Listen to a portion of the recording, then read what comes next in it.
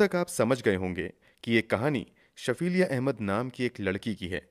शफीलिया का जन्म 14 जुलाई 1986 को हुआ था। शफीलिया एक ब्रिटिश पाकिस्तानी मूल की लड़की थी। शफीलिया अहमद के पिता इफ्तिकार अहमद मूल रूप से पाकिस्तान के गुजरात जिले के उत्तम गांव के रहने वाले थे। लगभग 20 से 22 साल की उम्र में इफ्तिकार रोजगार की तलाश में ब्रिटेन चले आते हैं। यहीं रहते हुए काम करने के दौरान ही इफ्तिकार को विदेशी मूल की एक लड़की से प्यार होता है और वो उसी से शादी कर लेते हैं। बहुत जल्द इफ्तिकार एक बच्चे का पिता भी बन जाता है। मगर जब वो वापस पाकिस्तान जाता है और अपनी शादी के बारे में घर वालों को बताता है तो घर वाले इस शादी को मानने से इनकार कर देते हैं। फिर इफ्तिकार के घर वाले इफ्तिकार पर पाकिस्तानी लड़की से दूसरी शादी करने का भारी दबाव बनाते हैं। घर वालों की जिद के आगे इफ्तिकार झुक जाता है और उसकी शादी फरजाना अहमद नाम की एक पाकिस्तानी लड़की से कर देते हैं। शादी के बाद इफ्तिकार वापस ब्रिटेन जाता है और वहां अपनी पहली पत्नी को सच्चाई बताने के बाद उसे तलाक दे देता है। फिर कुछ समय बाद इफ्तिकार अपनी दूसरी पत्नी फरजाना को भी पाकिस्तान से अपने साथ ब्रिटेन लेकर चला आता है। ब्रिटेन आने के बाद इफ्तिकार अपनी पत्नी के साथ ब्रैडफोर्ड वेस्ट यॉर्कशायर में रहने लगता है। यहीं रहते हुए 14 जुलाई 1986 को शफीलिया अहमद का जन्म होता है। शफीलिया की जन्म के बाद ये दोनों पुरानी जगह को छोड़कर वेरिंगटन में रहने चले आते हैं। यहां से शफीलिया अहमद की पढ़ाई लिखाई शुरू होती है। इस बीच इफ्तिकार का परिवार भी बड़ा होता है और घर में दो और बेटियों का जन्म होता है। वैसे तो ये परिवार ब्रिटेन में ही रहता है, मगर छुट्टी के दिनों में अक्सर इफ्तिकार अपने सभी बच्चों और पत्नी को लेकर पाकिस्तान अपने घर आता था। बात 2003 की है। अब तक शफीलिया अहमद की उम्र 17 साल हो चुकी थी और वो कानून की पढ़ाई कर रही थी। इसका सपना वकील बनने का था। जब शफीलिया और दूसरे बच्चों की छुट्टी होती है तो 18 फरवरी 2003 को शफीलिया अपने परिवार वालों के साथ पाकिस्तान वापस आती हैं। पाकिस्तान ट्रिप के दौरान ये परिवार एक पारिवारिक शादी समारोह में भी शामिल होता है। इस शादी के कुछ ही दिनों बाद शफीलिया अहमद के साथ एक बड़ा हादसा होता है। दरअसल वो गलती से फिनाइल पी लेती हैं। इस कारण उसका गला पूरी तरीके से जल जाता है। शुरू में कहा जाता है कि शफीलिया अहमद पर उसके माता पिता ने एक पाकिस्तानी लड़के से शादी करने का दबाव बनाया था। इसी कारण जान देने के लिए शफीलिया ने फिनाइल पी ली। मगर बाद में माता पिता दावा करते हैं कि दरअसल जिस बोतल में अमूमन पानी रखा होता था, उसी एक पुरानी बोतल में घर की साफ सफाई के लिए किसी ने फिनाइल रख दी थी। रात के अंधेरे में शफीलिया को समझ नहीं आता है कि वो फिनाइल है और वो पानी समझकर उसे पी लेती है। इस गलती की वजह से शफीलिया अहमद को बहुत तकलीफ उठानी पड़ती है। उसे पाकिस्तान में ही एक अस्पताल में भर्ती करवाया जाता है। क्योंकि शफीलिया अहमद की इंजरी बहुत ज़्यादा थी, इसलिए उसे लंबे समय तक अस्पताल में रहना पड़ता है। इस बीच परिवार के दूसरे सदस्यों की छुट्टी खत्म हो जाती है और वापसी का दिन करीब आ जाता है। इस कारण इफ्तिकार अपने दो बच्चों और पत्नी को लेकर वापस ब्रिटेन चले आते हैं, जबकि शफीलिया अहमद इलाज के लिए पाकिस्तान में ही रुकी रहती हैं। हालांकि कुछ ही दिनों बाद इफ्तिकार शफीलिया अहमद की भी वापसी का इंतजाम करता है और फिर 27 मई 2003 को शफीलिया वापस ब्रिटेन आ जाती है। यहाँ एयरपोर्ट से ही एम्बुलेंस के जरिए शफीलिया को सीधे इलाज के लिए एक अस्पताल में एडमिट करवा दिया जाता है। कई महीनों के इलाज के बाद शफीलिया अहमद का गला काफ़ी हद तक ठीक हो जाता है और फिर से वो कॉलेज ज्वाइन कर लेती हैं। पढ़ाई के साथ साथ पार्ट टाइम जॉब भी शुरू कर देती हैं। यहां तक शफीलिया अहमद को कोई जानता भी नहीं था। मगर 18 सितंबर 2003 को शफीलिया अहमद के एक कॉलेज टीचर नोटिस करते हैं कि पिछले एक हफ्ते से शफीलिया अहमद कॉलेज नहीं आ रही हैं।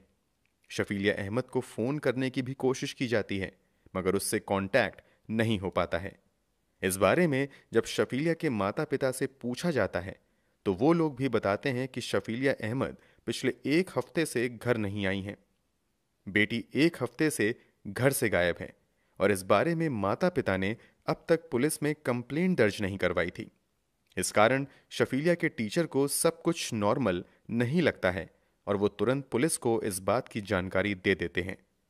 मामला दर्ज करते ही पुलिस की एक टीम जांच पड़ताल के लिए शफीलिया के घर आती है और माता पिता से ही पूछताछ की शुरुआत होती है। शफीलिया अहमद के माता पिता बताते हैं कि 11 सितंबर 2003 को आखिरी बार उन्होंने शफीलिया अहमद को अपने घर देखा था। उसके बाद से वो नजर नहीं आई है। इस पर पुलिस वाले कहते हैं कि जब आपकी बेटी एक हफ्ते से गायब है तो आपने अब तक पुलिस में शिकायत दर्ज क्यों नहीं करवाई। इस पर शफीलिया अहमद के माता पिता जवाब देते हैं कि ऐसा पहली बार नहीं है जब शफीलिया अहमद घर से गायब हुई है, बल्कि ऐसा पहले भी कई बार उसके साथ हो चुका है। इस बात की पुष्टि के लिए जब पुलिस रिकॉर्ड की जांच करती है तो पता चलता है कि वास्तव में पहले भी शफीलिया कई बार घर से गायब हो चुकी हैं।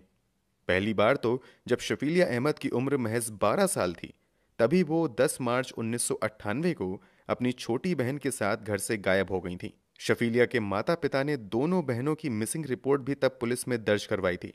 हालांकि तब शफीलिया शाम होते होते घर वापस आ गई थी।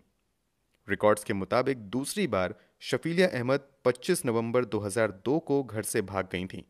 तब भी इफ्तिकार अहमद अपनी बेटी की मिसिंग रिपोर्ट दर्ज करवाते हैं। काफी खोजबीन के बाद पुलिस को शफीलिया अहमद एक पार्क में बैठी हुई मिलती हैं। पुलिस रिकॉर्ड्स के मुताबिक तीसरी बार शफीलिया अहमद 3 फरवरी 2003 को अपने एक दोस्त के साथ घर छोड़कर भागी थी।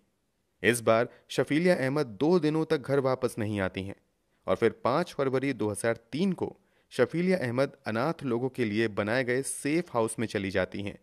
वहां जाकर अपने माता पिता के खिलाफ घरेलू हिंसा और मानसिक उत्पीड़न की रिपोर्ट दर्ज करवाती हैं। रिपोर्ट दर्ज होने के बाद पुलिस वाले शफीलिया अहमद और उसके माता पिता से बात करते हैं और फिर सब कुछ क्लियर होने के बाद शफीलिया अहमद वापस अपने पिता के घर चली जाती हैं। इसी के बाद 18 फरवरी 2003 को शफीलिया अहमद अपने 2 बहनों और माता पिता के साथ फैमिली फंक्शन के लिए पाकिस्तान जाती हैं और वहां से वापस आने के कुछ ही दिनों बाद गायब हो जाती हैं। चूंकि माता पिता के बयान के बाद और पुलिस रिकॉर्ड से यह साबित हो जाता है कि शफीलिया अहमद पहले भी कई बार घर छोड़कर भाग चुकी हैं, इसलिए पुलिस वालों को लगता है कि शायद इस बार भी अपनी मर्जी से ही शफीलिया कहीं भाग गई होंगी। इसलिए पुलिस तो अपनी जांच जारी रखती ही है, साथ ही उन संभावित जगहों का भी पता लगाने में जुट जाती है जहां शफीलिया अहमद जा सकती थीं, मगर कहीं से भी शफीलिया का अता पता नहीं चलता है। शफीलिया अहमद के पहले भी घर छोड़कर भागने के इतिहास की वजह से पुलिस जांच में थोड़ी सुस्ती दिखाती है। कुछ स्थानीय मीडिया वाले पुलिस की सुस्ती को मुद्दा बनाना शुरू कर देते हैं। इसका असर ये होता है कि स्थानीय स्तर पर ही शफीलिया अहमद को खोजने की मांग होने लगती है। अब पुलिस धीरे धीरे अपनी जांच आगे बढ़ाती है तो शफीलिया के घर से पुलिस वालों को शफीलिया की लिखी हुई बहुत सारी कविताएं और लेख मिलते हैं। इन कविताओं से पता चलता है कि वो अपने घर के माहौल से खुश नहीं थी। माता पिता चाहते थे कि शफीलिया एक ट्रेडिशनल पाकिस्तानी लड़की के तौर पर अपना जीवन बिताए, जबकि शफीलिया अहमद को वेस्टर्न कल्चर ज्यादा भा रहा था। इसी दर्द को शफीलिया अहमद ने अपनी कविताओं के जरिए पन्नों पर उतारा था। जब शफीलिया की ये कविताएं लोगों तक पहुंचती हैं तो धीरे धीरे ये मामला और तूल पकड़ने लगता है और पुलिस पर शफीलिया को ढूंढने का दबाव बहुत ज्यादा बढ़ने लगता है।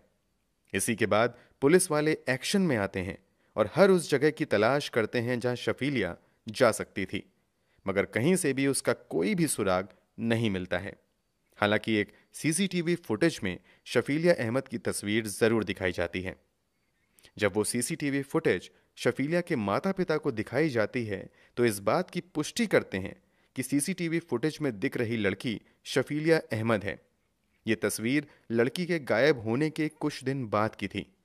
जब माता पिता अपनी बेटी की पहचान कर लेते हैं तो पुलिस ये मान लेती है कि कम से कम शफीलिया जिंदा तो है। हालांकि मामले में नया मोड़ तब आता है जब ये तस्वीर शफीलिया के स्कूल टीचर को दिखाई जाती है। दरअसल जब वह तस्वीर शफीलिया के क्लास टीचर को दिखाई जाती है तो वो कहते हैं कि फोटो में दिख रही लड़की कहीं से भी शफीलिया अहमद नहीं है। कुछ दूसरे लोग भी सीसीटीवी फुटेज देखकर इस बात की पुष्टि करते हैं कि फुटेज में दिखने वाली लड़की शफीलिया अहमद नहीं है। अब पुलिस वालों का माथा घूमने लगता है कि आखिर शफीलिया के माता पिता ने फोटो में दिख रही लड़की की झूठी पहचान क्यों की। क्या वो कुछ छुपाने की कोशिश कर रहे हैं? इसी बात का पता लगाने के लिए पुलिस वाले चुपके से शफीलिया अहमद के माता पिता के घर पर कई जगह ऑडियो रिकॉर्डिंग डिवाइस लगा देते हैं।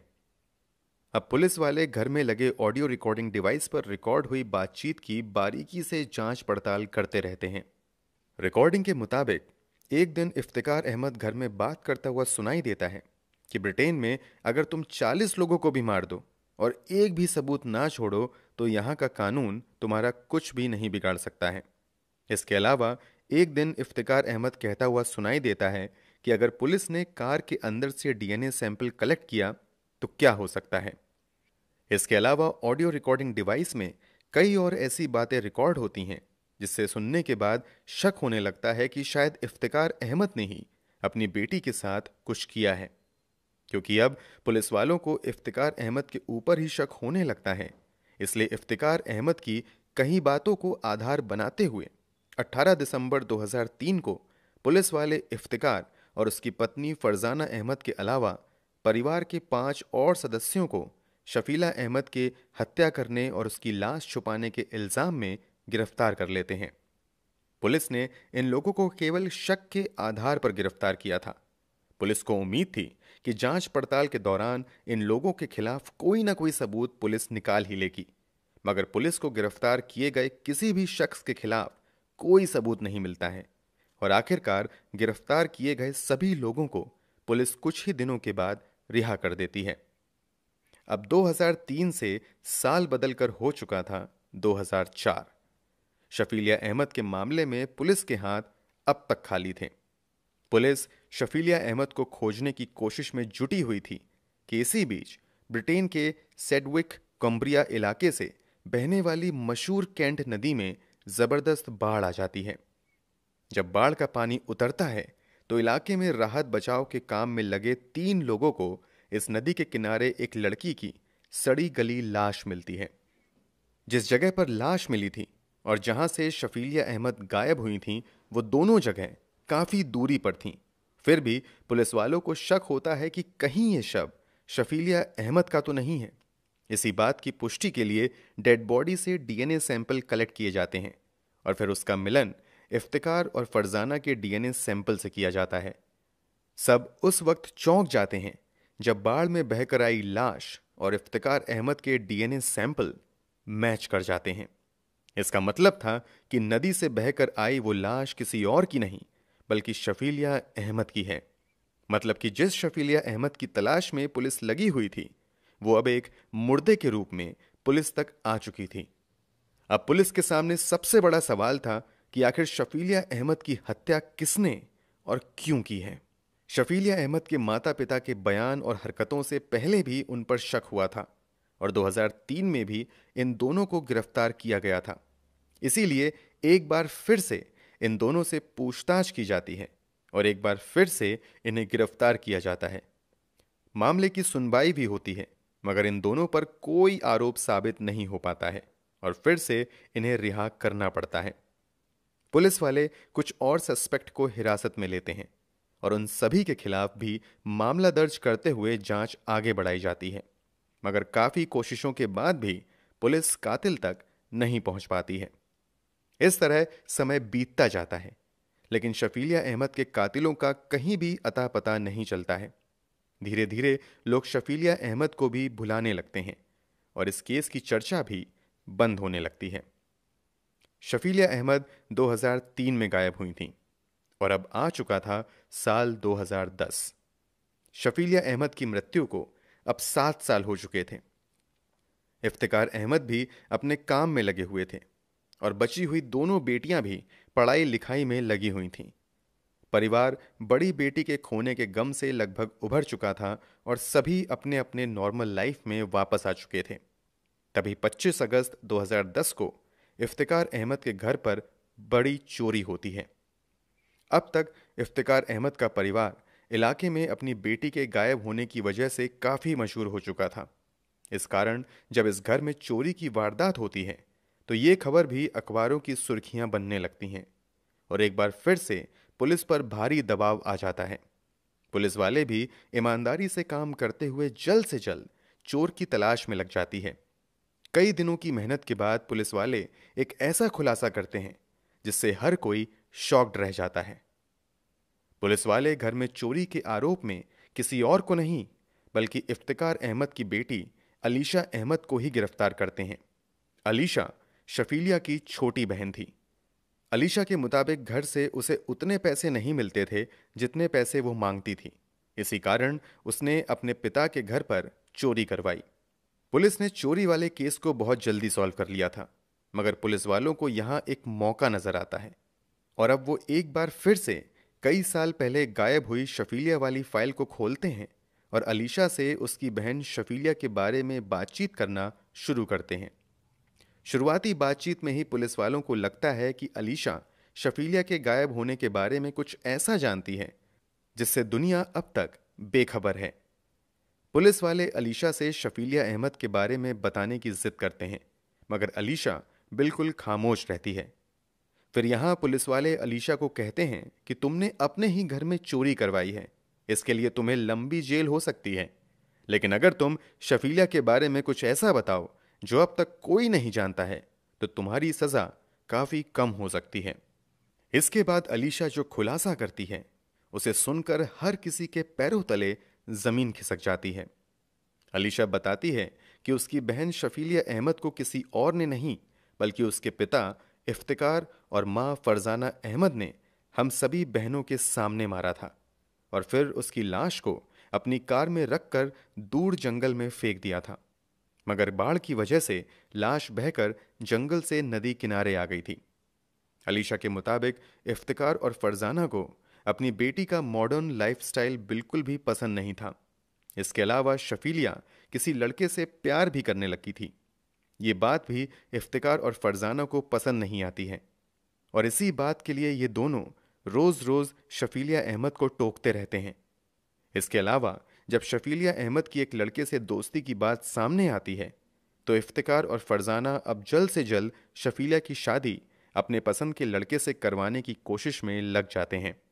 जब ये परिवार 2003 में एक फैमिली फंक्शन के लिए पाकिस्तान जाता है तो वहां एक लड़के से जबरदस्ती शफीलिया की शादी करवाने की कोशिश की जाती है, मगर शफीलिया अहमद शादी को करने से मना कर देती हैं और इसी से बचने के लिए फिनाइल पी लेती हैं। इस कारण उसकी तबीयत खराब हो जाती है और उसकी शादी टल जाती है। जब शफीलिया वापस ब्रिटेन आती हैं तो यहाँ भी उसके परिवार वाले अपनी पसंद के लड़के से शादी करवाने की जिद करने लगते हैं। जब शफीलिया इस शादी के लिए मना करती है तो उसके पिता को गुस्सा आता है और वो पहले तो शफीलिया को गुस्से से मारते हैं और फिर पॉलिथीन बैग में उसका मुंह ढक देते हैं। इस कारण दम घुटने की वजह से शफीलिया अहमद की मौत हो जाती है। इस खुलासे के तुरंत बाद अलीशा शफीलिया अहमद वाले मामले में सरकारी गवाह बन जाती हैं। बदले में उसे चोरी वाले मामले में कम से कम सजा का भरोसा दिलवाया जाता है। अलीशा के बयान के आधार पर ही 2 सितंबर 2010 को फरजाना और इफ्तिकार को गिरफ्तार कर लिया जाता है और इन दोनों के खिलाफ अपनी ही बेटी की हत्या का केस चलता है। गिरफ्तारी के कुछ महीनों तक ये दोनों जेल में रहते हैं, लेकिन लगभग 1 साल बाद 15 सितंबर 2011 को इन दोनों को मैनचेस्टर क्राउन कोर्ट से बेल मिल जाती है। आगे की जांच में पुलिस वाले कुछ अहम सबूत इकट्ठा करके लाते हैं और फिर उन सबूतों के आधार पर 21 मई 2012 से इस केस की सुनवाई चेस्टर क्राउन कोर्ट में शुरू होती है। पहले तो फरजाना और इफ्तिकार दोनों ही अपनी बेटी की हत्या से इनकार करते रहते हैं, मगर जब फरजाना को लगने लगता है कि अपनी ही बेटी की हत्या के मामले में ये फंसने वाली है तो 9 जुलाई 2012 को फरजाना कोर्ट में फाइनली एक्सेप्ट कर लेती है कि शफीलिया अहमद की हत्या किसी और ने नहीं बल्कि इफ्तिकार अहमद ने ही की है। अपने बयान में फरजाना ये भी बताती है कि उसने इफ्तिकार अहमद को रोकने की कोशिश भी की थी, मगर उल्टे इफ्तिकार अहमद ने फरजाना को भी मारा पीटा और धमकी दी कि अगर तुम में से किसी ने भी इस बारे में किसी को भी बताया तो उसका भी हाल शफीलिया जैसा ही होगा।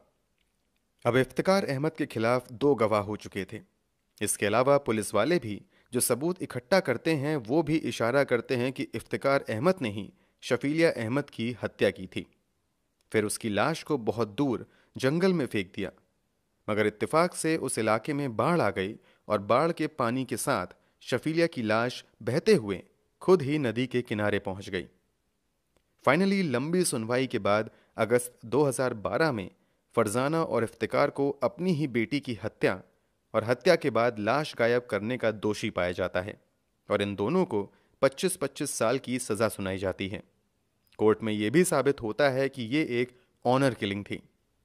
कोर्ट के इस फैसले के बाद हर साल शफीलिया अहमद की याद में 14 जुलाई को यानी शफीलिया अहमद के बर्थडे के दिन national day of memory for victims of honour killing भी मनाई जाती है। दोस्तों, ये पूरी कहानी जानने के बाद आप क्या कहेंगे?